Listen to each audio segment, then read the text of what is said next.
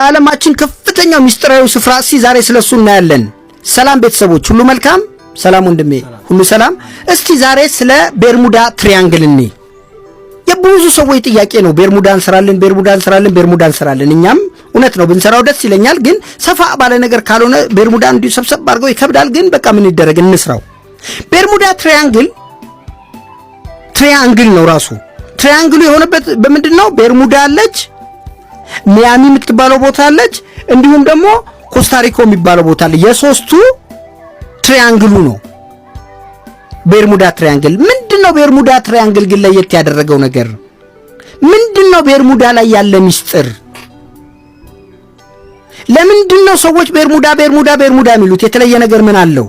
እስቲ ዛሬ 5 የቤርሙዳ ትሪያንግል ሚስጥሮችን እናያለን። የመጀመሪያው ቤርሙዳ ትሪያንግል በሰዎች እይታ ምንድነው? እንዴት ነው የሚታየው? ለምንድነው ቤርሙዳ የሚሉት? ሳይንሱ ስለ ቤርሙዳ ምን ይላል? እስቲ ይሄንን እንይ። መጀመሪያ የሰዎችን እይታ እንይ። አራት ነገሮችን እንይ። ሰዎች ምንድነው ቤርሙዳ ምን የተለየ ነገር አለ ስትላቸው ጊዜ የውጪ ፕላኔቶች ፍጥረት ወይም ይሄ ኤሊያንስ የሚባሉት እዛ አካባቢ አለ ብሎ ያምናሉ።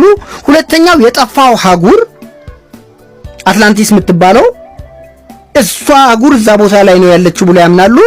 ሶስተኛው ያልታወቁ ኃይሎች ማለት ዩፎዎች እነሱ እዛ ጋር ስለሚገኙ ነው ይላሉ።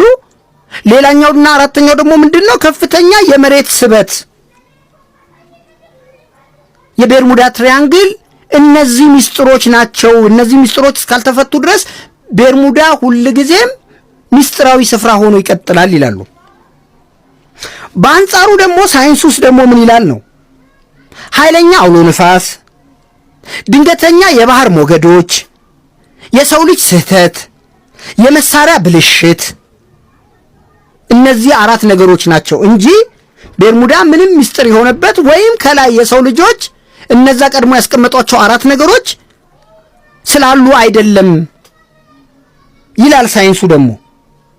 ኦኬ፣ ግን እንደዚህም ሆኖ ቤርሙዳ ምንድነው? ኬሽ ምን ቢከሰት ነው ሳይንሱስ እነዚህ ኃይለኛ አውሎ ነፋስ፣ ድንገተኛ የባህር ሞገዶች፣ የሰው ልጅ ስህተት፣ የመሳሪያ ብልሽት ኦኬ ምን አስከተለ? ምን ስላስከተለ ነው ታዲያ ሳይንሱ እዚህ ላይ የደረሰው?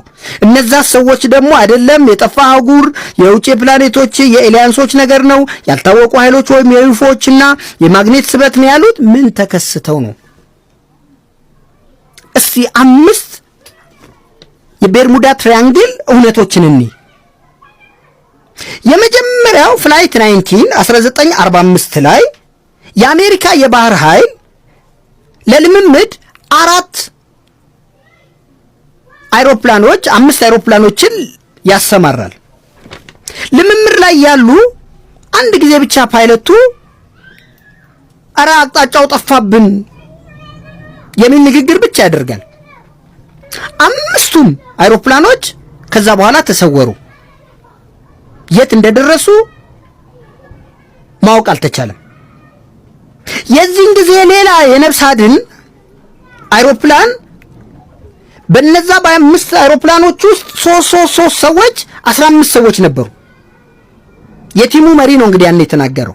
ከዛ በኋላ እነሱን ፍለጋ ሌላ 12 ሰዎችን የጫነ አይሮፕላን ይመጣና ፍለጋውን እያደረገ እሱም ባልታወቀ ሁኔታ ስምጥ ይግባ የት ይግባ ሳይታወቅ ያም አይሮፕላን ይጠፋል። የመጀመሪያው ሚስጥር ይሄ ይሆናል። ከዛ በፊትም ደግሞ አንድ ነገር አለ። ዩኤስኤስ ሳይክሎፕ የሚባል በ1918 ግዙፍ የአሜሪካ መርከብ 309 ሰዎችን አሳፍሮ እስከ ዛሬ ድረስ ምንም አይነት አካሉ ሊገኝ አልቻለም። እስካሁን ዋሳት ድረስ ማለት ነው። ኦልሞስት የዛሬ 108 ዓመት በፊት ማለት ነው። የት? እዛው ቤርሙዳ የሚባለው ቦታ ላይ ማለት ነው። 2 ያዝልኝ ይሄን። ሌላው ደግሞ በ1948 3 ተሳፋሪ ይዞ ከሰንጁን ወደ ሚያሚ እየበረረ የነበረ አይሮፕላን አሁንም ይሄም እዛው ተሰወረ። ሌላ ከባድ ራስ ምታት።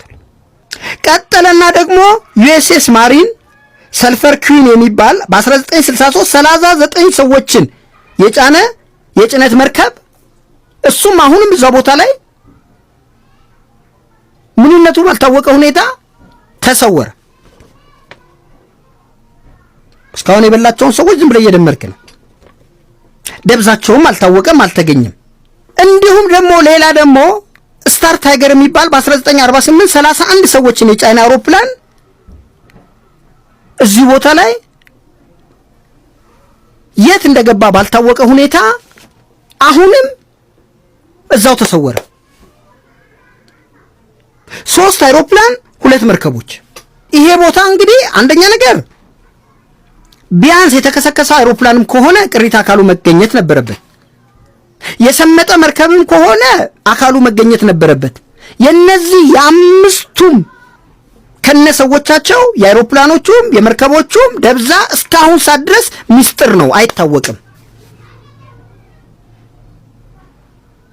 በዚህ የተነሳ ቤርሙዳ ትራያንግል እስካሁን ድረስ እያጨቃጨቀ ይኖራል። በተጨባጩ አደጋ አስከስቷል። አዎ፣ ነገር ግን ሰዎቹ የሚሉትና ሳይንቲስቶቹ የሚሉት ነገር ግን የተለያዩ ናቸው። እስቲ የእናንተስ ሐሳብ ከየትኛው ነው? ኮሜንት ላይ አስቀምጡልኝ። እንደሚመቻችሁ ተስፋ አደርጋለሁ። አመሰግናለሁ።